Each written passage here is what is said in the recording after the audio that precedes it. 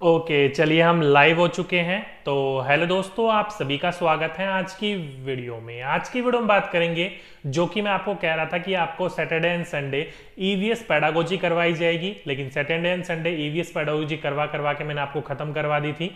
अब से आपकी सैटरडे एंड संडे जो चलेगी वो चलेगी आपकी बाल मनोविज्ञान, जिसे आप कई बार सीडीपी भी बोल सकते हो, लेकिन ये होता क्या है, एजुकेशन साइकोलॉजी या फिर साइकोलॉजी, जो कि एक सीडीपी का ही पार्ट है। सीडीपी दो चीज से बनकर मिलकर बनता है, एक होता है सीडी यानी कि child development and pedagogy. Pedagogy में आपको ऑलरेडी करवा चुका हूं हिंदी एंड इंग्लिश बाइलिंगुअल में। सीडी यानी कि चाइल्ड डेवलपमेंट यानी कि एजुकेशन साइकोलॉजी, जिसे बाल मनोविज्ञान भी बोलते हैं आप, वो रह गई थी, तो आज से वो भी शुरू करवाकर आपकी जल्दी ही खत्म करवा दी जाएगी। ओके, तो आज हमारी कौन सी क्लास है? क्लास नंबर फर्स्ट है, पहली क्लास है, जिसमें हम क्या पढ़ने वाले हैं? तो आज हम पढ़ने वाले हैं मनोविज्ञान क्या है, व्हाट इज साइकोलॉजी। ठीक है, तो एक बार जल्दी से जल्दी सभी बच्चे लाइव आ जाइए और फिर आज की क्लास हम कंटिन्यू करते हैं, जो कि अब तक मुझे किसी कमेंट तो शो नहीं हो रहा है।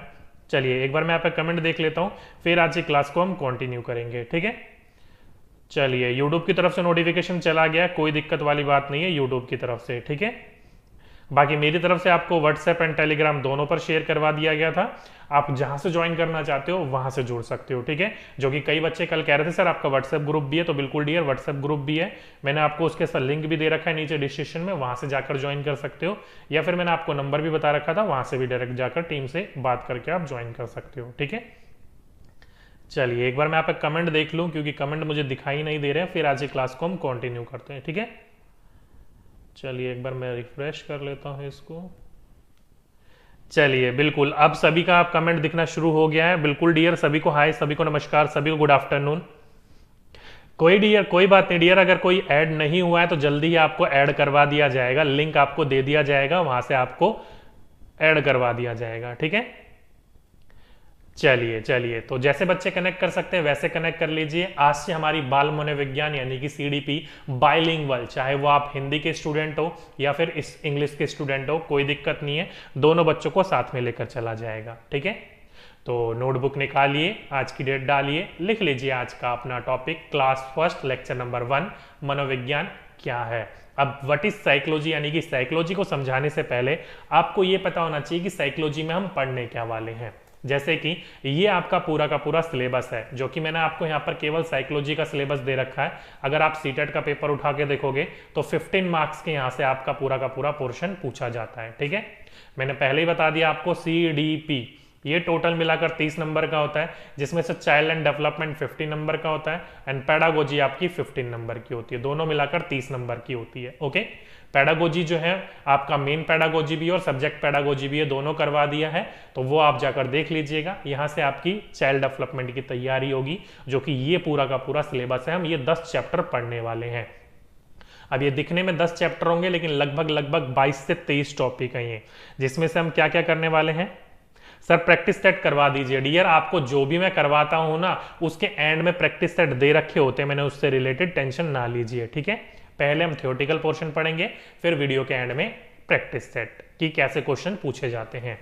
तो आज जो हम पहला चैप्टर करने वाले हैं, जैसे कि ये पूरा का पूरा देख सकते हो, अगर आप स्क्रीनशॉट लेना चाहते हो तो स्क्रीनशॉट ले लीजिए। ये पूरा का पूरा आपका साइकोलॉजी का सिलेबस है, आप किसी भी एग्जाम्स की तैयारी कर रहे हो आपका ऑलमोस्ट यही सिलेबस रहता है। ठीक है, अब इसी के अंतर्गत जैसे कि देखा जाए तो अभिप्रेरणा के अंदर 2-3 टॉपिक आते हैं। वृद्धि एंड विकास सबसे मोस्ट इंपॉर्टेंट टॉपिक है, 3 से 5 नंबर लेकर ये बैठा हुआ है, और इसी के साथ साथ में ये भी 3 से 5 नंबर लेकर बैठा हुआ है।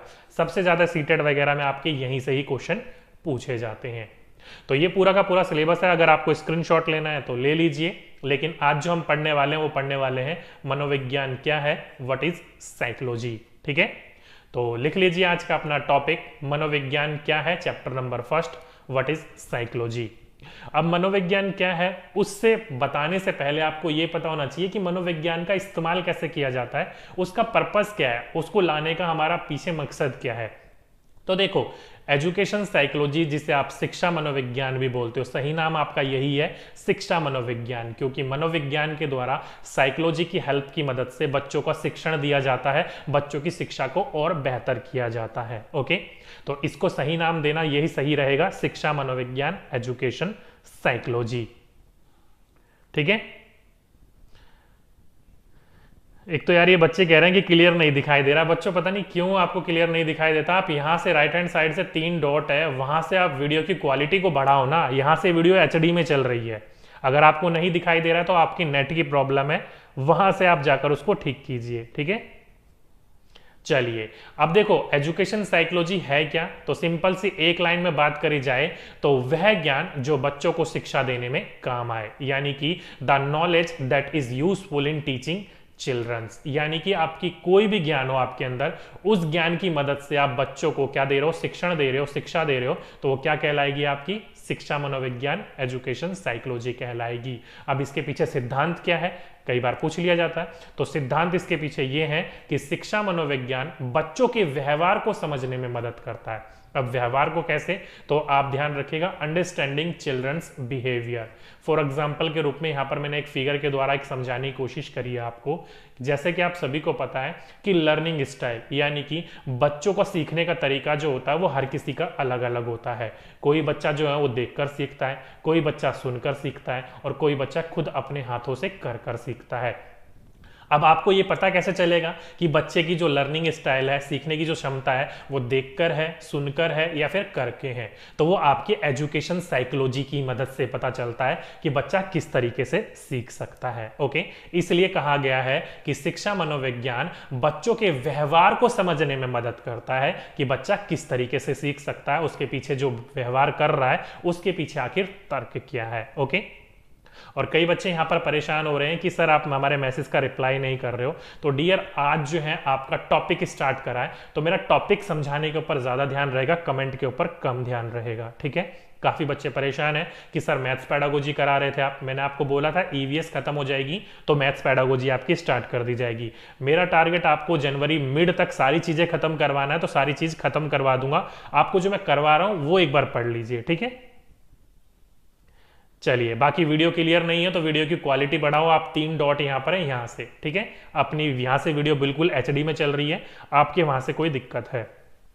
चलिए, तो लर्निंग स्टाइल आपको पता चल गई कि अगर किसी बच्चे का सीखने का तरीका देखकर है, सुनकर है या करके है, तो वो किसके द्वारा पता लगाएगा, शिक्षा मनोविज्ञान एजुकेशन साइकोलॉजी की मदद से ही करेगा। ओके, ये डायरेक्टली क्वेश्चन पूछा जा चुका है कि शिक्षा मनोविज्ञान के सिद्धांत किस अनुसार है, तो वो बच्चों के व्यवहार को समझने में मदद करता है। ओके, इंपॉर्टेंट बिंदु है, डायरेक्टली इस वाले क्वेश्चन से, इस वाले टॉपिक से ये वाला क्वेश्चन कई बार पूछा जा चुका है। ठीक है, बिल्कुल डियर, ईवीएस पेडागोजी आपकी कंप्लीट हो चुकी है। ठीक है, चलिए, ये बात थी एक छोटी सी कि शिक्षा मनोविज्ञान आखिर है क्या, एजुकेशन साइकोलॉजी आखिर है क्या। अब यहां से आपका टॉपिक शुरू होता है कि एजुकेशन साइकोलॉजी जो मनोविज्ञान है वो कब से उसने जन्म लिया था और आज तक उसमें क्या क्या परिवर्तन आए हैं वो हम पढ़ने वाले हैं। अब एक एक पॉइंट मैं आपको बताते चलूंगा कहां कहां से क्वेश्चन पूछे जाते हैं। ठीक है, तो ध्यान रखिएगा, मनोविज्ञान यानी कि साइकोलॉजी जो है वो किस भाषा से आया है, तो वो ग्रीक भाषा से आया है। पहला क्वेश्चन, डायरेक्टली क्वेश्चन पूछ लिया जाएगा कि मनोविज्ञान यानी कि साइकोलॉजी शब्द की उत्पत्ति कौन सी भाषा से हुई है, तो वो ग्रीक भाषा से हुई है, और ग्रीक भाषा के 2 शब्दों से मिलकर हुई है। पहला होता है आपका साइकी और दूसरा है आपका लोगस। ध्यान रखिएगा, इन 2 शब्दों से मिलकर, क्या, पहला आपका साइकी और दूसरा आपका लोगस, इन 2 शब्दों से मिलकर आपका क्या बना है, साइकोलॉजी। अब इसमें अगर आपसे पूछ लिया जाए कि साइकी का अर्थ क्या है, तो साइकी का अर्थ होता है आपका आत्मा। अब आत्मा, जिसको आप इंग्लिश में, कई बच्चे यहां पर दुखी होंगे, तो इंग्लिश में उसको क्या कहा जाता है, सोल कहा जाता है। ठीक है, तो ध्यान रखिएगा, साइकी का अर्थ होता है आत्मा और लोगस 2 शब्दों से मिलकर बना है। साइकी का अर्थ मैंने बता दिया आपको आत्मा, लोगस का अर्थ होता है आपका अध्ययन, यानी कि आपका, जिसे आप एजुकेशन भी बोल सकते हो या फिर कई बार आपको लर्निंग देखने को मिलेगा। तो दोनों में से कुछ भी देखने को मिले तो टेंशन लेने की जरूरत नहीं है। साइकी का अर्थ होता है आत्मा और लोगस का मतलब होता है अध्ययन, यानी कि जब साइकोलॉजी को, मनोविज्ञान को शुरू के फेज में 14 एंड 15 सेंचुरी के आसपास जब देखा गया था, तब ये कहा जाता था कि साइकोलॉजी क्या है, मनोविज्ञान क्या है, तो वो आत्मा का अध्ययन है। ठीक है, तो ध्यान रखिएगा मनोविज्ञान को आत्मा का अध्ययन करने वाला विषय बताया गया था। कब? तो शुरू में बताया गया था एज ए अर्लियर स्टेज में। ओके, तो अगर आपसे पूछा जाए कि शुरू में मनोविज्ञान को किसका अध्ययन माना जाता था, तो वो आत्मा का अध्ययन माना जाता था, स्टडी द सॉइल माना जाता था। ओके, अब ये वाला जो पूरा का पूरा विस्तार दिया था, ये पूरी की पूरी बातें जो करी गई थी वो किसके द्वारा कही गई थी, इसका समर्थन किसने करा था? तो दो आपके साइकोलॉजिस्ट इसमें नाम बहुत आता है, एक आते हैं आपके प्लेटो, दूसरा आता है आपका अरुस्थो, जिसे आप इंग्लिश में एरिस्टोटल बोलते हो। ठीक है, तो टेंशन ना लीजिएगा, बस आपसे डायरेक्टली क्वेश्चन इन दोनों में से एक नाम जरूर देखने को मिलेगा आपको। तो अगर आपसे पूछा जाए कि मनोविज्ञान को आत्मा का अध्ययन करने वाला विषय किसने बताया है, तो वो प्लेटो और अरुस्थो ने बताया, यानी कि एरिस्टोटल ने बताया है। ओके, तो ध्यान रखिएगा इस बात को। ठीक है, लेकिन ये वाला विचारधारा जो थी ना, वो ज्यादा समय तक नहीं मान्यता रही, आगे जाकर लोगों ने इसका खंडन कर दिया। क्यों खंडन कर दिया? तो देखो, साइकोलॉजी को इन्होंने बोला आत्मा का अध्ययन है, स्टडी सॉइल है। ओके, लेकिन आप सभी को पता है, जैसे कि अगर आप एक शरीर में देखोगे तो आत्मा जो होती है वो होती भी है कि नहीं होती है, एक साइंस का विषय है। अब आत्मा का कोई ना ही रंग है, कोई ना ही रूप है, ना ही किसी ने देखा है। तो लोगों का ये मानना था, ये मत था कि किसी चीज को अगर देखा ही नहीं जा सकता तो हम उसका अध्ययन कैसे कर सकते हैं, उसको लर्निंग कैसे कर सकते हैं। ठीक है, तो ध्यान रखिएगा, इस विषय को आगे जाकर क्रिटिसाइज किया गया था और इसको मानना मना कर दिया गया था। क्यों? क्योंकि आत्मा ना ही दिखती है, विजिबल नहीं है, और जो चीज विजिबल नहीं होती है तो हम उसको स्टडी कैसे कर सकते हैं? सिंपल सी बात है, छोटा सा लॉजिक है, सही है, आपको बात माननी भी पड़ेगी ये। ठीक है, तो इस बात को खंडन कर दिया गया और इस बात को यहां पर समाप्त कर दिया गया। ठीक है, आगे चलकर इसको माना जाने लग गया मन का अध्ययन, किसका? Study of mind. अब ये कब से माना जाने लगा? तो ये 17 to 18 सेंचुरी के आसपास। कब कब कब? तो 17 to 18 शताब्दी जो थी, 17वीं और 18वीं शताब्दी थी, वहां पर साइकी का अर्थ अब तक जो माना जाने लग गया था वो आत्मा माना जाने लगा था, लेकिन यहां पर माना जाने लगा मन, यानी कि आपका इंग्लिश में बोले तो माइंड। ओके, तो यहां पर आकर लोगों ने 17 to 18 सेंचुरी के आसपास क्या माना जाने लगा? साइकोलॉजी को स्टडी ऑफ माइंड माने जाने लगा। ठीक है, ध्यान रखिएगा, क्या माना जाने लगा? मन का अध्ययन माना जाने लगा। अब इस विचारधारा को किस किस लोगों ने, किस किस साइकोलॉजिस्ट ने समर्थन दिया था? तो ये आपके कुछ नाम हैं, Kants, Hobbes and John Locke, जिसमें से सबसे ज्यादा नाम जो है पॉपुलर वो है आपका जॉन लॉक का। क्यों? क्योंकि जॉन लॉक ने एक चीज दी थी, क्या दिया था? तो वो दिया था टैबुला, टैबुला रासा। ठीक है, एक टैबुला रासा इन्होंने एक टर्म दिया था, जिसका मतलब क्या होता है? तो खाली तख्ती, यानी कोरी स्लेट। इनका कहना यह था कि बच्चा जन्म के समय जो होता है बिल्कुल खाली तख्ती होता है, उसमें जो चीज हम डालना चाहें वो चीज हम डाल सकते हैं। फॉर एग्जाम्पल के रूप में, जब आप एक ब्लैंक सीडी लेकर आते हो तो उसमें आप गाने भरना चाहते हो तो गाने भर सकते हो, फिल्म डालना चाहते हो तो फिल्म डाल सकते हो। तो जॉन लॉक ही थे, इन्होंने कहा था कि बच्चा जो होता है शुरू में क्या होता है? खाली तख्ती होता है, जिसे इन्होंने एक नाम दिया टैबुला रासा। हिंदी में भी इसको टैबुला रासा ही कहा जाता है। ठीक है, तो डायरेक्टली क्वेश्चन पूछा जा चुका है, ये किसने कहा था? तो ये जॉन लॉक ने कहा था। ठीक है, इसी के साथ साथ में 1879 में, कब? 1879 यानी कि 1879 ईस्वी में एक साइकोलॉजिस्ट थे विलियम वुंट। ध्यान रखिएगा, विलियम वुंट अलग है, विलियम वुड अलग है, विलियम जेम्स अलग है, ये सारे के सारे नाम एक जैसे ही लगते हैं। ठीक है, तो विलियम वुंट जो थे, उन्होंने जर्मनी के अंदर एक इलाका है, एक एरिया है, क्या नाम है? तो आपका लीजिंग नाम है। क्या नाम है? तो लीजिंग नाम है उसका। वहां पर इन्होंने मनोविज्ञान की पहली प्रयोगशाला की स्थापना की थी। ओके, तो डायरेक्टली अगर आपसे पूछा जाए कि मनोविज्ञान की पहली प्रयोगशाला किसने स्थापित करी थी, तो विलियम वुंट ने करी थी। कब करी थी? तो 1879 में करी थी। कहां करी थी? तो जर्मनी में करी थी। ओके, ये सारे के सारे क्वेश्चन इंपॉर्टेंट है, डायरेक्टली आपसे पूछ लिए जाएंगे, तो आपको ये सारी की सारी चीजें पता होनी चाहिए। ठीक है, बिल्कुल सीधा सा क्वेश्चन है, छोटा सा टॉपिक है ये वाला, डायरेक्टली पूछ लिया जाता है। और इन्होंने ही मनोविज्ञान को क्या माना जाने लगा? इन्होंने एक अलग विषय के रूप में स्थापित किया। इन्होंने क्या करा? एक डिफरेंट सब्जेक्ट्स के रूप में उसको क्या करा गया था? एस्टेब्लिश करा था।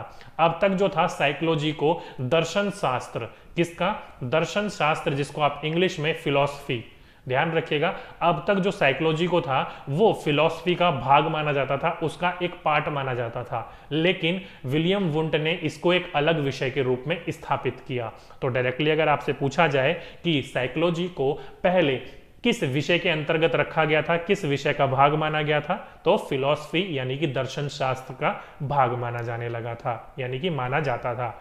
उसको अलग विषय के रूप में किसने स्थापित करा था, तो विलियम वुंट ने करा था। ओके, इंपॉर्टेंट बिंदु है, ध्यान रखिएगा।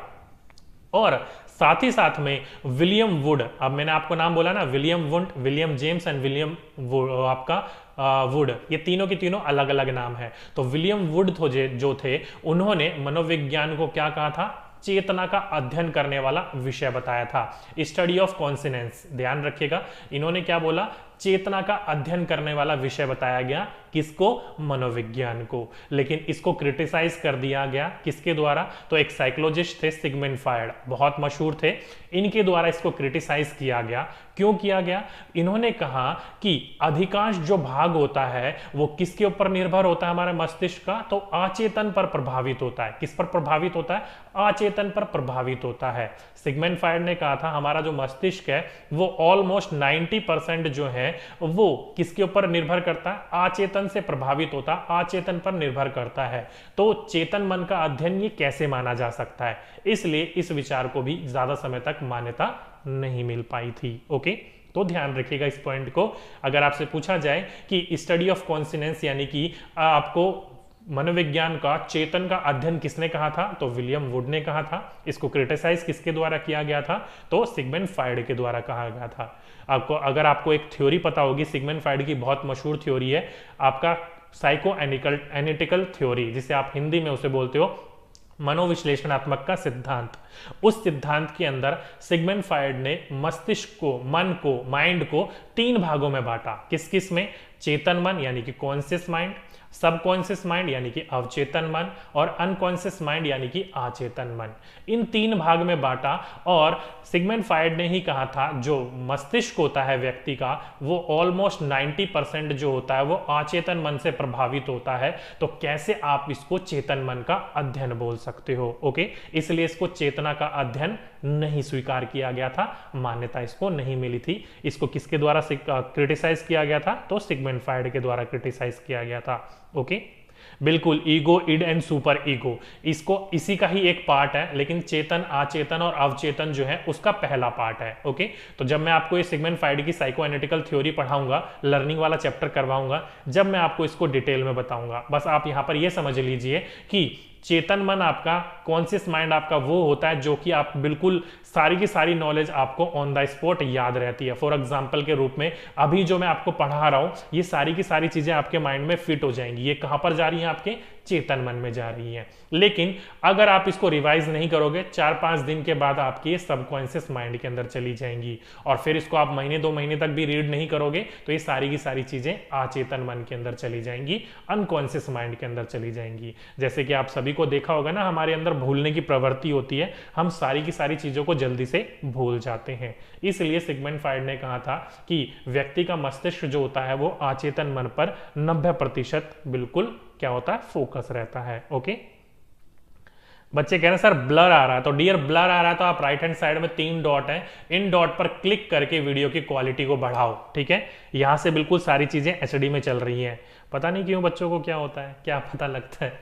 ठीक है, तो ये सिगमंड फ्रायड की पूरी थ्योरी थी। आगे मैंने आपके लिए लिख भी दिया कि वह इच्छाएं जिनकी पूर्ति नहीं होती है वो अचेतन मन में एकत्रित हो जाती हैं, इकट्ठी हो जाती हैं, कलेक्ट हो जाती हैं। ठीक है, इसलिए अचेतन मन को क्या कहा जाता है, आपका स्टोर रूम भी कहा जाता है। क्या कहा जाता है, स्टोर रूम भी कहा जाता है। तो डायरेक्टली अगर आपसे पूछा जाए कि मस्तिष्क के कौन से भाग को स्टोर रूम कहा जाता है, तो वो आपका अचेतन मन यानी कि अनकॉन्शियस माइंड को कहा जाता है, क्योंकि यहां पर आपकी जो भी इच्छाएं पूर्ति नहीं होती हैं वो यहां जाकर रखी रहती हैं, पड़ी रहती हैं। ठीक है, तो ध्यान रखिएगा इस बात को। साथ ही साथ में आपके मैंने लिख भी दिया कि मनुष्य का व्यवहार सबसे ज्यादा किस पर प्रभावित होता है, तो अचेतन मन पर प्रभावित होता है, ऑलमोस्ट 90%। ओके, तो इस बात का अगर आपसे पूछा जाए तो ध्यान रखिएगा। चलिए बच्चे कह रहे हैं सर सीडीपी का टाइमिंग क्या है, तो डियर सीडीपी का अभी जो टाइमिंग है वो केवल 2 दिन है। कब है? Saturday and Sunday. ये 2 दिन जो होंगी आपकी ये क्लासेस होंगी सैटरडे एंड संडे। कितने बजे? 12:15 पर। ठीक है, ये आपका टाइमिंग है, नोट डाउन करना चाहते हो कर लीजिए। आपका सैटरडे एंड संडे 12:15 पर आपकी क्लास होगी सीडीपी की। ठीक है, चलिए मैथ्स पेडागोजी स्टार्ट कर दी जाएगी आपकी ईवीएस खत्म होने के बाद। ठीक है, अब यहां पर इसको क्रिटिसाइज करा गया सिगमंड फ्रायड के द्वारा कि चेतना मन का अध्ययन कैसे हो सकता है जब व्यक्ति का अचेतन मन पर 90% से ज्यादा पूरा का पूरा निर्भर करता है। तब जब इसको क्रिटिसाइज किया गया तो आगे चलकर इसको माना जाने लगा व्यवहार का अध्ययन, यानी कि स्टडी ऑफ बिहेवियर।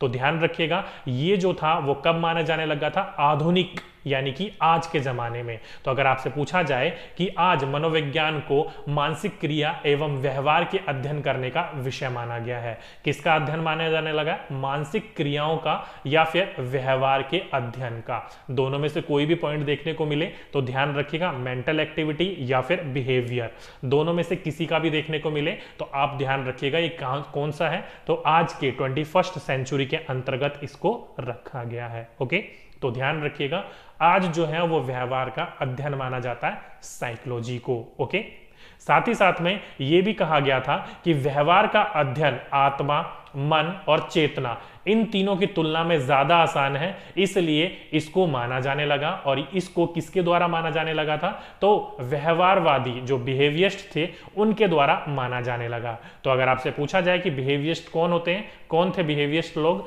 तो ये कुछ आपके सबसे ज्यादा इंपॉर्टेंट नाम है, I P Pavlov, J B Watson and B F Skinner. ये 3 नाम जो आते हैं वो बिहेवियरिस्ट के अंदर यानी कि व्यवहारवादी के अंदर सबसे ज्यादा मशहूर नाम आते हैं। ओके, तो पूछा जाए तो ध्यान रखिएगा कि आज के जमाने में 21st सेंचुरी के अंदर यानी कि आधुनिक काल के अंदर, 21st सेंचुरी तो नहीं लिखा आएगा, आधुनिक काल जरूर लिखा आएगा। तो आज के जमाने में साइकोलॉजी को स्टडी ऑफ बिहेवियर, व्यवहार का अध्ययन माना जाने लगा है। क्यों? क्योंकि आत्मा, मन और चेतना ये तीनों की तीनों चीजें जो होती हैं वो कहीं ना कहीं दिखाई नहीं देती। ना ही आत्मा दिखाई देती है, ना ही मन दिखाई देता है। आपको भी पता है मन जो होता है बड़ा चंचल होता है, अभी पढ़ाई पर है, थोड़ी देर में खेल कूद पर चला जाएगा, थोड़ी देर में अमेरिका पे चला जाएगा कूद के। तो इसलिए आपका चेतन जो होता है, चेतना तो हो ही नहीं सकता क्योंकि हमारा मन जो होता है, मस्तिष्क जो होता है 90% अचेतन मन पर प्रभावित है। तो कैसे हम इसको स्टडी मान सकते हैं? इसलिए इसको व्यवहार का अध्ययन माना जाने लगा। क्यों माना जाने लगा? क्योंकि देखो आपका व्यवहार, आपका बिहेवियर कोई भी स्टडी कर सकता है। जैसे कि आप कैसे कैसे व्यवहार करते हो, किस प्रकार से स्टडी करते हो, दिन भर की दिनचर्या क्या है, ये सारी की सारी चीजें देखी जा सकती है। इसका अध्ययन करना आसान है बाकी की तुलनाओं में, इसलिए आज के जमाने में व्यवहार का अध्ययन माने जाने लगा है साइकोलॉजी को। ओके, तो ध्यान रखिएगा इस बात को। बिल्कुल, मन बहुत चंचल होता है। ठीक है, तो अगर आपसे पूछा जाए कि व्यवहार का अध्ययन कौन कौन के द्वारा, किस किस के द्वारा माना जाने लगा था, वो साइकोलॉजिस्ट कौन थे? तो बिहेवियर्स थे, जिसमें से आपका पेवलव हो गया, वॉटसन हो गया, स्किनर हो गया, ये बहुत ज्यादा मशहूर नाम है। ठीक है, साथ ही साथ में ये जो वॉटसन है ना, इन्हीं को क्या माना जाता है? तो इनको माना जाता है फादर ऑफ बिहेवियरिस्ट, यानी कि व्यवहारवादी के जनक माना जाता है। ओके, तो अगर आपसे पूछा जाए कि व्यवहारवादी के जनक किसको माना जाता है, तो वॉटसन यानी कि आपका जेबी वॉटसन को माना जाता है। ठीक है, चलिए इतना समझ में आ गया। तो ये था आपका पूरा का पूरा इतिहास, साइकोलॉजी कब शुरू हुई थी और आज तक कैसे कैसे उसमें परिवर्तन आए। चलिए अब बात कर लेते हैं इसके पीछे लक्ष्य क्या है, गोल क्या है और ऑब्जेक्टिव्स क्या है इसके पीछे। तो इसके पीछे 3 ऑब्जेक्टिव्स हैं। क्या क्या 3 ऑब्जेक्टिव है? पहला आपका वर्णन एवं मापन, यानी कि देखो साइकोलॉजी से आपका करना क्या है, आपके अंदर क्या परिवर्तन हो रहा है उसका माप कर वर्णन किया जा सके। मेन बात तो यही है ना, साइकोलॉजी का गोल, ऑब्जेक्टिव तो यही है कि आपके दिन प्रतिदिन में क्या परिवर्तन आ रहा। देखा होगा ना आपने, कई लोग जो होते हैं डिप्रेशन में चले जाते हैं तो कहां जाते हैं? किसी साइकोलॉजिस्ट के पास जाते हैं ताकि वो अपना ट्रीटमेंट करवा सके, मेंटली प्रिपेयर हो सके। तो आप उसको देख सको, माप सको, मेजरमेंट्स कर सको और उसका उसके सामने वर्णन कर सको। साथ ही साथ में पूर्व अनुमान और नियंत्रण। तो ध्यान रखिएगा साइकोलॉजी की मदद से हम किसी भी चीज का पहले से ही अनुमान लगाया जा सकता है कि आगे जाकर वो किस प्रकार के बनेगा, उसके व्यवहार को देखकर। अगर उसका व्यवहार जो होता है वो नकारात्मक है तो आप उसको कंट्रोल भी कर सकते हो, नियंत्रित भी कर सकते हो उस जगह जाने से। फॉर एग्जाम्पल के रूप में आज जो टेररिस्ट देखते हो वो अपने आप के अंदर बम लगाकर फोड़ लेते हैं। क्यों फोड़ लेते हैं? क्योंकि कहते हैं उनके माइंड को वॉश कर दिया जाता है, उनके माइंड में ऐसा कंट्रोल कर दिया जाता है। वो किस मदद से ही करते हैं? तो वो साइकोलॉजी की मदद से ही करते हैं, मनोविज्ञान की मदद से ही करते हैं। ठीक है, इंपॉर्टेंट है, ध्यान रखिएगा। बच्चे कह रहे हैं सर पेड कोर्सेज भी चलाते हैं क्या सर जी? डियर अभी तक हमारा कोई पेड कोर्सेज नहीं है, हाँ दूसरी जगह चलता है लेकिन मैं उसके बारे में बताता नहीं था। अब जो है अपना एक प्लेटफॉर्म क्रिएट करने की कोशिश करी जा रही है। जैसे ही अपना कोई प्लेटफॉर्म बन जाएगा तो आपके सामने उसकी सारी की सारी चीजें बता दी जाएंगी। ठीक है, चलिए आगे आ जाता है आपका राष्ट्रीयकरण एवं व्याख्यान, यानी कि आने वाले समाज के लिए, देश के लिए व्यक्ति को तैयार करना, उसके अंदर राष्ट्रीयकरण की भावना उत्पन्न करना और साथ ही साथ में उसका व्याख्यान करना। मेन जो है वो ये 3 गोल है साइकोलॉजी के पीछे, मनोविज्ञान के पीछे। ओके, तो अगर आपसे पूछा जाए कि what is the objective of psychology, यानी कि मनोविज्ञान के उद्देश्य क्या है, तो इन तीनों में से कोई भी देखने को मिले तो ध्यान रखिएगा ये तीनों के तीनों मनोविज्ञान के उद्देश्य हैं। ओके, इंपॉर्टेंट बिंदु है, ध्यान रखिएगा। चलिए आगे बात करें मनोविज्ञान के संप्रदाय के बारे में, यानी कि प्रिंसिपल्स के बारे में या फिर अप्रोचेस के बारे में। कुछ भी देखने को मिले तो आप ध्यान रखिएगा इस बात को। अप्रोचेस भी कहा जाता है इसको, और प्रिंसिपल भी कहा जाता है। बच्चे कह रहे हैं सर एसएसटी पढ़ाइए सर। डियर एसएसटी जो है अपने आप में ही बहुत बड़ा टॉपिक है। अगर मैं आपका स्टार्ट कर भी दूं ना तो अभी कंप्लीट नहीं करवा पाऊंगा मैं आपको। ठीक है, हिस्ट्री हो गया, पॉलिटी हो गया, जियो हो गया, उसके साथ साथ में और भी चीजें होंगी, इसलिए एसएसटी के लिए माफी मांगता हूं। एसएसटी आपकी मैं नहीं कंप्लीट करवा पाऊंगा इतने कम दिनों में। ठीक है, चलिए अब प्रिंसिपल ऑफ साइकोलॉजी को समझ लीजिए क्या बोल रखा है। देखिए मनोविज्ञान में क्या अध्ययन करना है, कैसे अध्ययन करना है, कब अध्ययन करना है और किसको लेकर अध्ययन करना है, ये 3-4 चीजें बहुत इंपॉर्टेंट है। इसी के पीछे पूरा का पूरा हमारा साइकोलॉजी क्या है, बटा हुआ है। अब कितने गुटों में बटा हुआ है कि क्या अध्ययन करना है, कैसे अध्ययन करना है, कब अध्ययन करना है, किसको लेकर अध्ययन करना है, तो अलग अलग साइकोलॉजिस्ट का अलग अलग मत है। तो इसको हम निम्नलिखित भागों में बांट सकते हैं। किन किन भागों में बांटा गया है, तो मैं आपको इंपॉर्टेंट 7 से 8 प्रकार के बारे में पढ़ाऊंगा जहां से आपके क्वेश्चन पूछ लिए जाते हैं। ठीक है, चलिए देखिए क्या बोल रखा है। पहला पॉइंट, पहला आपका बटा हुआ है संरचनावादी यानी कि स्ट्रक्चरलिस्ट में। अब ये संरचनावादी कौन होते हैं, तो इनमें 2 नाम बड़े मशहूर हैं, एक विलियम वुंट है और एक आपका टीचर है। ओके, तो ध्यान रखिएगा दोनों के दोनों कौन है, ये आपके संरचनावादी है, आपके स्ट्रक्चरलिस्ट है। ओके, तो डायरेक्टली अगर आपसे इन दोनों में से कोई नाम देखना, वैसे नाम तो बहुत सारे हैं लेकिन मैं केवल आपको इंपॉर्टेंट नाम बता रहा हूं जहां से आपके क्वेश्चन बनते हैं हमेशा। ओके, तो इन दोनों को ध्यान रखिएगा, ये क्या है, संरचनावादी है। अब ये संरचनावादी होते कौन है, तो ध्यान रखिएगा यह मनोवैज्ञानिक जो होते हैं, ये साइकोलॉजिस्ट जो होते हैं, वो मानसिक संरचनाओं की बजाय, ध्यान रखिएगा क्या बोला मैंने आपका, यह मनोवैज्ञानिक जो होते हैं वो मानसिक संरचनाओं का अध्ययन करते हैं, ना कि कार्यों का अध्ययन करते हैं। ओके, तो ध्यान रखिएगा आपकी जो भी मेंटल स्ट्रक्चर होता है ना, उसका ये स्टडी करते हैं, आपके एक्शंस का, आपके कार्यों का कोई यहां पर अध्ययन नहीं किया जाता है। ओके, आपने अपनी फॉर एग्जांपल किसी काम को करने के बाद अपनी अपनी एक धारणा बना ली, आपने अपने मेंटल स्ट्रक्चर एक बना लिया। फॉर एग्जांपल के रूप में जब आप बच्चों को सिखाते हो तो सिखाते समय आप उसको ये बताते हो ए फॉर ऐसे बनता है, आ ऐसे बनता है, तो बच्चे ने अपने अंदर एक मेंटल स्ट्रक्चर बना लिया कि ए फॉर एप्पल होता है और आ से आप कुछ भी बता सकते हो, जैसे कि आपने आ फॉर अनार बना दिया या फिर और कुछ शब्द बता दिया। तो बच्चों ने अपने अंदर एक मेंटल स्ट्रक्चर बना ली कि ए फॉर एप्पल ही होगा। अब जब भी बच्चों से पूछोगे ना ए फॉर एप्पल, तो ए फॉर एप्पल ही बोलेगा वो। तो उसने क्या बना लिया, अपनी एक मानसिक संरचना बना ली है, मेंटल स्ट्रक्चर बना लिया है। इसी चीज का संरचनावादी क्या करते हैं, अध्ययन करते हैं, उसके कार्य का अध्ययन नहीं करते हैं। ओके, इंपॉर्टेंट बिंदु है, ध्यान रखिएगा। ओके, चलिए सेकंड आ जाता है आपका, वो कौन सा है, तो वो है आपका प्रकार्यवादी यानी कि फंक्शनलिस्ट। अब इसके अंदर कौन कौन है, तो इसके अंदर बड़े बड़े नाम हैं, जैसे कि विलियम जेम्स, ध्यान रखिएगा यहाँ पर विलियम वुंट थे, यहाँ पर विलियम जेम्स है, जॉन डूवी है और थॉर्नडाइक है। ओके, तो ध्यान रखिएगा इंपॉर्टेंट बिंदु है ये वाला कि इसके अंदर प्रकार्यवादी कौन कौन थे, तो William James, John dewy and Thorndike जो थे वो क्या कहलाते हैं, प्रकार्यवादी यानी कि फंक्शनलिस्ट कहलाते हैं। ओके, इंपॉर्टेंट बिंदु है, ध्यान रखिएगा। अब ये साइकोलॉजिस्ट क्या मानते हैं, तो ध्यान रखिएगा, ये साइकोलॉजिस्ट जो है वो मानसिक क्रियाओं का अध्ययन करते हैं, संरचनाओं का अध्ययन नहीं करते हैं। यानी कि जो आप सिखा रहे हो ना, ए फॉर एप्पल, यानी कि ए कैसे बनता है, आ कैसे बनता है, ये उन चीजों का अध्ययन करते हैं। पहले देखो मानसिक संरचनाओं का अध्ययन किया जा रहा था, इस बार क्रियाओं का अध्ययन किया जा रहा है। जो आप कार्य कर रहे हो ना, उस कार्य का अध्ययन किया जाता है, ना कि स्ट्रक्चर का। जो आपने कार्य करने के बाद अपनी मानसिक धारणा बना ली है, उसका अध्ययन नहीं करा जाता है। ओके, तो ध्यान रखिएगा, संरचनावादी जो होते हैं वो संरचनाओं का अध्ययन करते हैं, और प्रकार्यवादी जो होते हैं वो क्रियाओं का अध्ययन करते हैं। ठीक है,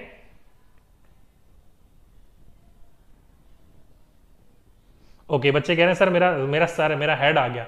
प्रकार्यवादी फंक्शनलिस्ट है, आप लिख सकते हो। ठीक है, चलिए, कई बच्चे कह रहे हैं सर टाइमिंग बता दीजिए। तो डियर 12:15 12:15 पर आपकी क्लास होती है, बताया तो मैंने आपको टाइमिंग। ठीक है, चलिए आगे चलें। तो अगर आपसे एक क्वेश्चन पूछा जाए कि फादर ऑफ मॉडर्न साइकोलॉजिस्ट, यानी कि आधुनिक मनोविज्ञान के जनक किसको माना जाता है, बहुत इंपॉर्टेंट क्वेश्चन है। डायरेक्टली आपका ये क्वेश्चन जो है वो पूछ लिया जाता है कि आधुनिक यानी कि मनोविज्ञान जो है आज का, फादर ऑफ मॉडर्न साइकोलॉजिस्ट किसको माना जाता है, तो वो माना जाता है विलियम जेम्स को। किसको माना जाता है, विलियम जेम्स को। इंपॉर्टेंट क्वेश्चन है, ध्यान रखिएगा कि आधुनिक मनोविज्ञान के जनक कौन है, तो विलियम जेम्स है। साथ ही साथ में प्रकार्यवादी के जनक यानी कि फादर ऑफ फंक्शनलिस्ट, इसको किसको माना गया है, तो इसको भी विलियम जेम्स को ही माना गया है। ओके, दोनों पॉइंटों को ध्यान रखिएगा। अब कई बार जो है पूछ लिया जाएगा कि सबसे पहले प्रयोगवादी सिद्धांत का इस्तेमाल किसने करा था, तो ध्यान रखिएगा प्रयोगवादी अलग है, प्रकार्यवादी अलग है। प्रयोग सबसे पहले किसने करा था, तो विलियम वुंट ने करा था। ओके, दोनों क्वेश्चन अलग अलग है, दोनों को ध्यान रखिएगा। यहां पर आधुनिक मनोविज्ञान के जनक विलियम जेम्स है, प्रकार्यवादी के जनक विलियम जेम्स है। ओके, चलिए, तो ये दो हो गए आपके। तीसरे की ओर चलते हैं। तीसरा क्या है आपका, तो वो है आपका व्यवहारवादी यानी कि बिहेवियरिस्ट, जो कि मैंने अभी आपको बताया आईपी पैवलोव हो गए, जेबी वॉटसन हो गए, बीएफ स्किनर हो गए, जो कि मैंने आपको बोला फादर ऑफ बिहेवियरिस्ट।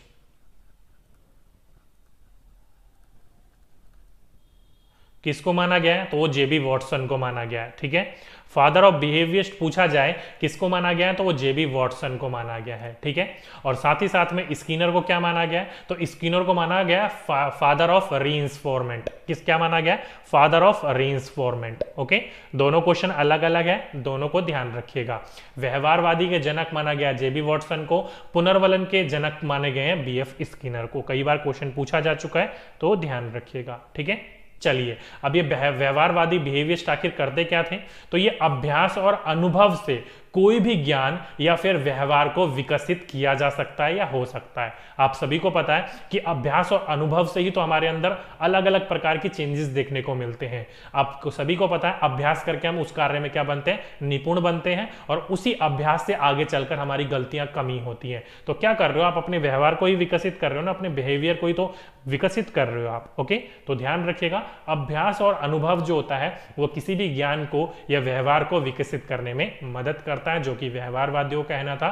और व्यवहारवादियों ने यहां तक क्या दिया था कि आईक्यू को भी बढ़ाया जा सकता है, जो कि बहुत मुश्किल है। आईक्यू को बढ़ाना जो है वो नामुमकिन है। ओके, ध्यान रखिएगा, आईक्यू एक बार जो आपकी रह गई 90 है, 80 है, 70 है, 120 है, जो भी आपकी आईक्यू है वो आईक्यू उतनी ही रहेगी। लेकिन व्यवहारवादियों ने यहां तक बोल दिया था कि हम आईक्यू को भी बढ़ा सकते हैं इसकी मदद से, किसी भी बच्चे के अभ्यास और अनुभव के द्वारा। ओके, यहां पर इन्होंने बोला था कि बच्चे का जैसा वातावरण आप दोगे ना, बच्चा वैसा ही बनेगा। ये तो बिल्कुल इन्होंने सही कहा। फॉर एग्जाम्पल के रूप में, अगर आप के आसपास बच्चे जो होंगे, देखा होगा आपने कि अगर काफी आपकी सोसाइटी में पढ़े लिखे लोग हैं, तो आपके घर में भी, या फिर आपके घर, अपने सोसाइटी की छोड़ दो, आपके घर में ही काफी लोग पढ़े लिखे हैं, तो आप भी पढ़े लिखे होते हैं। फॉर एग्जांपल कई बार आपने देखा होगा, डॉक्टर अगर पिता है तो बेटा भी डॉक्टर ही बन जाता है, अगर पिता टीचर है तो बेटा भी टीचर बन जाता है। मैं ये नहीं कह रहा कि हमेशा होता है, लेकिन 99% ऐसा ही होता है। ओके, तो आप बच्चे को जैसा वातावरण आप देंगे, उसी प्रकार का बच्चे का व्यवहार परिवर्तित होगा, उसी प्रकार से बच्चा बनेगा। ओके, तो ध्यान रखिएगा ये वाली बात। बिल्कुल, चलिए आगे चलें तो नेक्स्ट आ जाता है आपका संरचनावादी। अब संरचनावादी यानी कॉग्निटिव कौन कौन थे, तो कॉग्निटिव में सबसे बड़ा नाम तो जीन पियाजे का नाम आ जाता है, आप सभी को पता है, और साथ ही साथ में टॉलमैन का भी नाम आ जाता है। ठीक है, अब टॉलमैन ने चूहे के ऊपर प्रयोग करा था, वो भी मैं आपको बताऊंगा बाद में, टेंशन लेने की जरूरत नहीं है, जब मैं आपको क्या बताऊंगा, जब मैं आपको थ्योरीज बताऊंगा। ठीक है, चलिए आगे बात करें। ये संरचनावादी संज्ञानवादी यानी कॉग्निटिव थे जो, ये क्या थे, तो व्यक्तियों का व्यवहार उनके संज्ञानात्मक, अब संज्ञानात्मक क्या होता है, तो मस्तिष्क का, कॉग्निटिव जो होता है मस्तिष्क का ही होता है, संज्ञानात्मक विकास का परिमाण है। यानी कि आप जो भी व्यवहार करते हो, जो भी आप बिहेवियर करते हो, वो किस, उसके पीछे आपका क्या है, तो कॉग्निटिव डेवलपमेंट है, उसके पीछे आपका कारण यानी कि आपकी मानसिक संरचना है। यानी कि आपने अपने मस्तिष्क को जिस प्रकार से विकसित किया, जिस प्रकार से आपने सीखा है, उसी प्रकार से आप व्यवहार करोगे। ओके, ये संज्ञानवादी का कहना था। तो डायरेक्टली क्वेश्चन आपसे पूछ लिया जाए कि निम्नलिखित में से कौन सा संज्ञानवादी है, तो वहां पर जीन पियाजे का नाम जरूर देखने को मिलेगा। तो जीन पियाजे ध्यान रखिएगा संज्ञानवादी के अंतर्गत आते हैं। ठीक है, चलिए नेक्स्ट आ जाता है आपका समग्रतावादी यानी कि गेस्टॉल्टवादी। अब डायरेक्टली अगर आपसे पूछा जाए कि फादर ऑफ गेस्टॉल्टवादी, ठीक है, फादर ऑफ गेस्टॉल्टवादी या गेस्टाल्ट वो कौन है, तो मैन वल्दीमर जो थे वो फादर ऑफ गेस्टॉल्ट माने जाते हैं। ओके, साथ ही साथ में कॉफका, कॉलर और लेविन ये भी क्या है, आपके गेस्टॉल्टवादी हैं।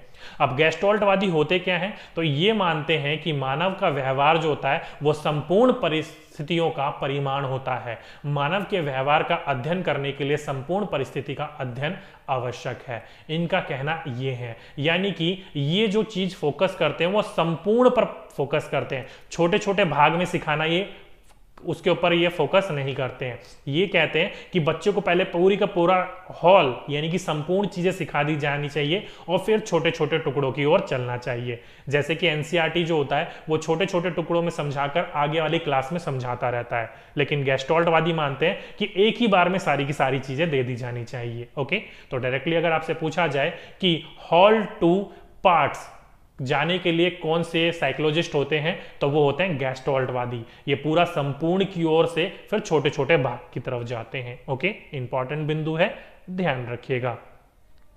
बिल्कुल, गेस्टॉल्टवादी के जो जनक हैं वो वल्दीमर माने जाते हैं। ठीक है, चलिए नेक्स्ट आ जाता है आपका मनोविश्लेषणवादी यानी कि साइको एनालिटिकल। अब साइको एनालिटिकल तो आपको बताया था मैंने, एक थ्योरी है जो कि किसके द्वारा दी गई थी, तो हमारे सिगमंड फ्रायड साइकोलॉजिस्ट जो है उनके द्वारा दी गई थी। तो मनोविश्लेषणवादी कौन कौन हो गए, सिगमंड फ्रायड हो गए, उन्हीं के साथ साथ में जुंग, जिसको हिंदी में युंग लिखा जाता है। ठीक है, तो हिंदी और इंग्लिश में कंफ्यूज मत होइएगा, इंग्लिश में जुंग और हिंदी में युंग लिखा जाता है, और साथ ही साथ में एल्डर।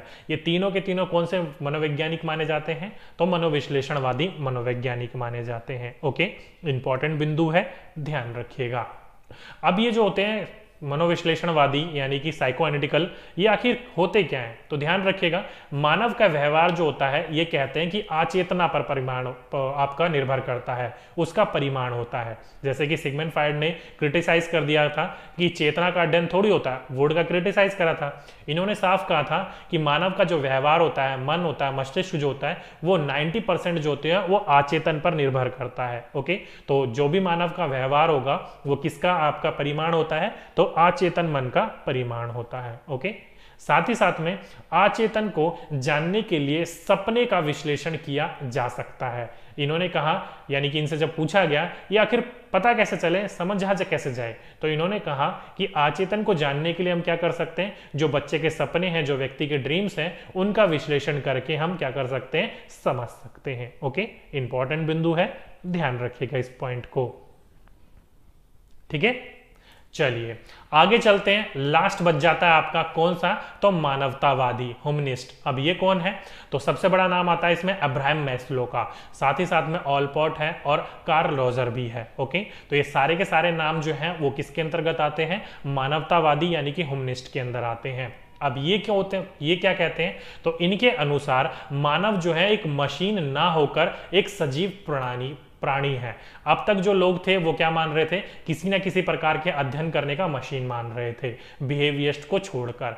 इन्होंने साफ कह दिया कि मानव जो है वो किसी भी प्रकार का मशीन नहीं है, एक सजीव प्राणी है। तो डायरेक्टली अगर आपसे पूछा जाए कि निम्नलिखित में से किसके द्वारा मानव को एक सजीव प्राणी माना गया है, ना कि मशीन, तो किसके द्वारा माना गया है, मानवतावादी के द्वारा। और कई बार ये वाला क्वेश्चन पूछा जा चुका है। ओके, नेक्स्ट है, मानव की अपनी इच्छा, आवश्यकताओं या फिर मनोवृत्ति होती है। आप सभी को पता है आपकी इच्छा अलग है, मेरी इच्छा अलग है, आपकी आवश्यकता अलग है, मेरी आवश्यकता अलग है, आपकी मनोवृत्ति अलग है, मेरा एटीट्यूड अलग है, क्योंकि हर किसी का, हर मानव का अलग अलग चीजें होती हैं, सब में इंडिविजुअल डिफरेंसेस पाया जाता है। ओके, और साथ ही साथ में मानव का व्यवहार उसी का परिमाण है, यानी कि आपने जो भी सीखा है वो किसके ऊपर डिपेंड करता है, मानवतावादी। देखा होगा ना आपने, किसी को आप दुख में देखते हो, दर्द में देखते हो, तो आपके अंदर का मानवता जागृत हो जाता है, आप उसकी मदद करने लग जाते हो। तो आपके अंदर जो उसका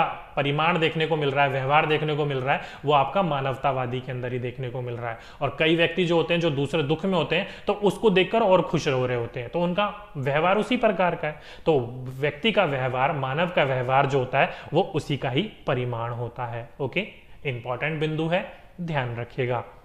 तो ये था आपका पूरा का पूरा जो अप्रोचेस थे, अलग अलग भागों में किस प्रकार से बटा हुआ है हमारा पूरा का पूरा साइकोलॉजिस्ट। ये 7 प्रकार के साइकोलॉजिस्ट मैंने आपको बताए, जहां से आपके ज्यादातर क्वेश्चन देखने को मिलते हैं। ठीक है, बिल्कुल सबका अपना अपना एटीट्यूड होता है। ठीक है, यहां तक आपको मैंने अच्छी तरीके से समझाने की कोशिश करी है। चलिए अब यहां से क्वेश्चन कैसे पूछे जाते हैं, एक बार क्वेश्चन लगाकर देखिए। तो पहला क्वेश्चन आपकी स्क्रीन के ऊपर, शिक्षा मनोविज्ञान है, इज एजुकेशन साइकोलॉजी। जल्दी से बताइए शिक्षा मनोविज्ञान क्या है, इन चारों ऑप्शन में से सही आंसर क्या होगा। चलिए बच्चे कह रहे हैं बिल्कुल डियर, बिल्कुल सर, अच्छी तरीके से समझ में आ गया, बहुत अच्छी बात है डियर। जल्दी से बताइए शिक्षा मनोविज्ञान है क्या है। अभी मैंने आपको बताया, काफी अच्छी तरीके से समझाने की कोशिश करी है। अगर आपने अभी भी गलत आंसर दिया तो ये गलत बात हो जाएगी। चलिए बिल्कुल, जिस बच्चे ने इसका ऑप्शन नंबर फर्स्ट लगाया है वो बिल्कुल सही आंसर लगाया है। व्यवहारिक विज्ञानी यानी कि बिहेवियरल साइंस जो है, यानी कि आपका व्यवहार का अध्ययन करना ही क्या कहलाता है, शिक्षा मनोविज्ञान कहलाता है। तो ऑप्शन नंबर फर्स्ट इसका बिल्कुल सही आंसर था। ठीक है, बिल्कुल। चलिए बहुत ऑसम सर, मजा आ गया, थैंक यू डियर। चलिए नेक्स्ट क्वेश्चन आपकी स्क्रीन के ऊपर, प्रारंभ में आत्मा का अध्ययन किस शास्त्र में किया जाता था। जल्दी से बताइए कि शुरुआत में आत्मा का अध्ययन किस शास्त्र में किया जाता था। जल्दी से बताओ, सिंपल सा क्वेश्चन है, आपको मैंने बताया भी था, जल्दी से बताइए। बच्चे कह रहे मजा आ गया। अरे बिल्कुल डियर, साइकोलॉजी बड़ा मस्त चैप्टर है, बच्चों के व्यवहार के बारे में जानने को मजा मिलता है, काफी चीजें समझने को मिलती है। ठीक है, बिल्कुल। जिस बच्चे ने इसका ऑप्शन नंबर थर्ड लगाया, दर्शन शास्त्र यानी कि फिलॉसफी, वो बिल्कुल सही आंसर लगाया। शुरू में साइकोलॉजी जो पार्ट था वो किसका था, दर्शन शास्त्र का ही था। और शुरू में साइकोलॉजी को क्या माना जाता था, आत्मा का अध्ययन ही माना जाता था। ओके, तो ऑप्शन नंबर थर्ड जिस बच्चों ने लगाया था बिल्कुल सही आंसर लगाया था। चलिए नेक्स्ट क्वेश्चन, शिक्षा मनोविज्ञान का अध्ययन अध्यापक को इसलिए करना चाहिए क्योंकि। अब जल्दी से बताइए कि teacher should study education psychology because, यानी कि आप जो है सभी के सभी भविष्य के टीचर हो तो आपको एजुकेशन साइकोलॉजी क्यों पढ़नी चाहिए, वो पूछा गया है। सिंपल भाषा में बात करूं तो जल्दी से बताइए। बिल्कुल, अब मुझे लगता नहीं है किसी भी बच्चों को डाउट होगा कि साइकोलॉजी की कैसी शुरुआत हुई थी और आज किस प्रकार से चेंजेस हुए हैं उसमें। ठीक है, सारी की सारी चीजें मैं आपको अच्छी तरीके से समझाते हुए आया था। चलिए बिल्कुल, ऑप्शन नंबर थर्ड जिस बच्चों ने लगाया बिल्कुल सही आंसर लगाया है कि इसकी सहायता से अपने शिक्षण की या फिर शिक्षण को और अधिक प्रभावी बना सकते हो आप। ओके, अब मैंने आपको बोला था कि शिक्षा मनोविज्ञान के द्वारा क्या पता करा जाता है कि बच्चा किस प्रकार से सीख सकता है। अगर आपको यह पता चल गया कि बच्चा किस प्रकार से सीख सकता है तो आप उसी प्रकार से सिखाओगे और बच्चे का शिक्षण लर्निंग और अच्छा होगा। तो ऑप्शन नंबर थर्ड इसका बिल्कुल सही आंसर था। पहला ही पॉइंट मैंने आपको समझाया था ये। ठीक है, चलिए नेक्स्ट क्वेश्चन, 1879 ईस्वी में किस मनोवैज्ञानिक द्वारा जर्मनी में शिक्षा मनोविज्ञान का अध्ययन करने के लिए पहली प्रयोगशाला का निर्माण किया।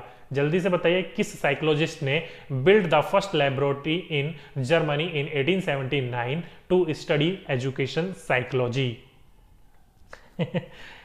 बच्चे कह रहे हैं ऑप्शन नंबर थर्ड, बिल्कुल विलियम वुंड जो थे उनके द्वारा ही क्या करा गया था, साइकोलॉजी को एक अलग विषय के रूप में लाया गया था और इन्हीं के द्वारा पहली प्रयोगशाला स्थापित की गई थी 1879 में। कई बार पूछ लिया जाता है किसने स्थापित करी थी, और कई बार पूछ लिया जाता था कि कब स्थापित करी गई थी, और कई बार पूछ लिया जाएगा कि कहां पर स्थापित की गई थी। तो कोई भी क्वेश्चन देखने को मिले तो आप उसका आंसर आपको पता होना चाहिए, ठीक है। चलिए आगे चलें। आगे बोल रखा है प्रयोगात्मक विधि का सर्वप्रथम प्रस्तावित किया, यानी कि सबसे पहले एक्सपेरिमेंटल मेथड का प्रपोज किसने दिया था। ध्यान रखिएगा, प्रपोज की बात करी है, प्रस्तावित की बात करी है, तो किसने दी थी जल्दी से बताइए। बिल्कुल मैंने आपको बोला था विलियम वुंट ने दिया था, तो ऑप्शन नंबर फोर्थ जिस जिस बच्चों ने लगाया था बिल्कुल सही आंसर लगाया था, ठीक है।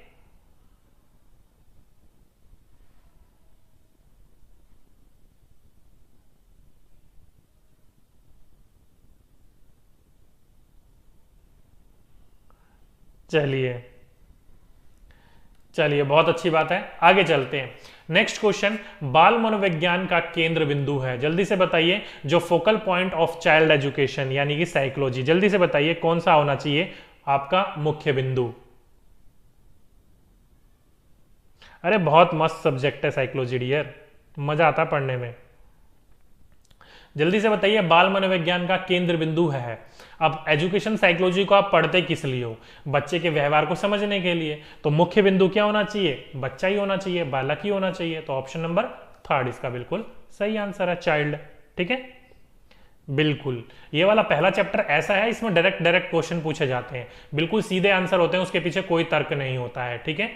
नेक्स्ट क्वेश्चन, जैसे कि मैं अगर आपसे पूछूं कि भारत की राजधानी क्या है, दिल्ली है, उसके पीछे कोई तर्क देने वाली बात है, फिक्स आंसर है। तो पहला चैप्टर आपका ऐसा है जिसमें सारे के सारे फिक्स आंसर देखने को मिलते हैं। वैसे साइकोलॉजी आपका ऐसा ही टॉपिक है जिसमें सारे के आंसर फिक्स ही मिलेंगे। पेडागोजी बड़ा टिपिकल होता है, ठीक है। पेडागोजिकल में ऐसा लगता है कि ये भी सही है, ये भी सही है, ये भी सही है, तो वो कंफ्यूज क्रिएट कर देता है। चलिए नेक्स्ट क्वेश्चन क्या बोल रखा है कि व्यवहारवादी का संबंध किससे है, जल्दी से बताइए किससे है। ये वाला क्वेश्चन आया इंपॉर्टेंट, ये वाला क्वेश्चन लगा लो, पूछे जाने के पूरे पूरे चांसेस हैं 100%। ये वाला क्वेश्चन बहुत इंपॉर्टेंट है कि व्यवहारवादी यानी कि जो बिहेवियरिस्ट है उनका संबंध किससे है, वंशक्रम यानी कि हेरिडिटी से, वातावरण यानी कि इन्वायरमेंट से, दोनों से, या फिर दोनों में से किसी में से भी नहीं। चलिए बच्चे बहुत समझदार हैं मेरे, बिल्कुल ऑप्शन नंबर थर्ड जिस जिस बच्चों ने लगाया बिल्कुल सही आंसर है, दोनों से। ध्यान रखिएगा, वैसे व्यवहारवादी का जो संबंध होता है वो होता है वातावरण से, इन्वायरमेंट से, कभी भी ये वंशक्रम के ऊपर फोकस नहीं करता है। लेकिन ध्यान रखिएगा इन्होंने ये भी कहा है कि वातावरण जो मदद करता है ना सीखने में, उतना ही मदद कहीं ना कहीं वंशक्रम भी करता है। अगर आपको ऑप्शन थर्ड देखने को ना मिले यानी कि बोथ देखने को ना मिले तब आप वातावरण पर टिक करोगे, अगर आप दोनों ऑप्शन देखने को मिले तब आप दोनों पर टिक करोगे, ठीक है। इंपॉर्टेंट बिंदु समझने की कोशिश कीजिएगा कि अगर आपके अंदर ऑप्शन में दोनों यानी कि बोथ ना मिले तो आप वातावरण पर टिक करोगे, ठीक है, और बोथ मिल जाए तो दोनों पर टिक तो करोगे, बिल्कुल सही रहेगा वो आपका आंसर, ठीक है। चलिए तो ये था दोस्तों आज का हमारा पूरा का पूरा लेक्चर, चैप्टर फर्स्ट पूरा का पूरा एक कंप्लीट करवाने की कोशिश करिए, चाहे बड़ी क्लासेस होगी कोई दिक्कत वाली बात नहीं है। अब मुझे बताइए कि चैप्टर कितना समझ में आया, और आप मुझे बताइए कि 7 क्वेश्चन में से कितने सही हुए। बाकी कई बच्चे कह रहे हैं सर नोटिफिकेशन कैसे मिलेगा, तो डियर ये हमारा टेलीग्राम ग्रुप है, लगभग 16,300 बच्चे यहाँ पर ज्वाइन है, आप यहाँ जाकर ज्वाइन कर लीजिएगा। आप टेलीग्राम को प्ले स्टोर से डाउनलोड कीजिए, वहां पर सर्च मारिए DK गुप्ता 1122, वहां से मिल जाएगा। मेरे नाम से फेक बहुत बने हुए हैं, तो कृपया करके 16,003 से बच्चों जरूर देख लीजिएगा उसमें है कि नहीं है, ठीक है। बाकी ये हमारी लर्निंग ऐप है DK एकेडमी, किसी भी सब्जेक्ट की PDF चाहिए तो आपको यहीं से ही मिलेगी। बाकी ऑनलाइन टेस्ट लगाना चाहते हो तो ऑनलाइन टेस्ट भी रखे गए हैं, आप ऑनलाइन टेस्ट भी लगा सकते हो, ठीक है। बाकी ये हमारी इंस्टा की ID है मेरी पर्सनल, अगर आपको एप्लीकेशन से रिलेटेड कोई भी डाउट हो तो यहाँ पर मैसेज करके आप मुझसे पूछ सकते हो। चलिए बच्चे कह रहे हैं सर वेरी नाइस क्लास, मजा आ गया आज तो, थैंक यू डियर, पूरा समझ में आ गया। अरे टेंशन किस बात की जब सर है आपके साथ।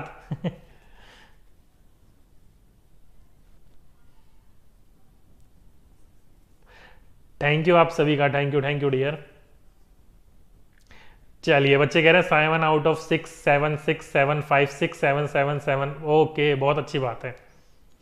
चलिए, तो ये था दोस्तों आज का हमारा पूरा का पूरा लेक्चर। अब क्लासेस कब कब होगी, तो सीडीपी की क्लासेस होगी सैटरडे एंड संडे 12:15 पर। बाकी दिन होगी आपकी ईवीएस जैसे ही खत्म हो जाएगी मैथ्स पेडागोजी स्टार्ट कर दी जाएगी। ठीक है, तो ये था दोस्तों आज का हमारा पूरा का पूरा लेक्चर। कैसा लगा?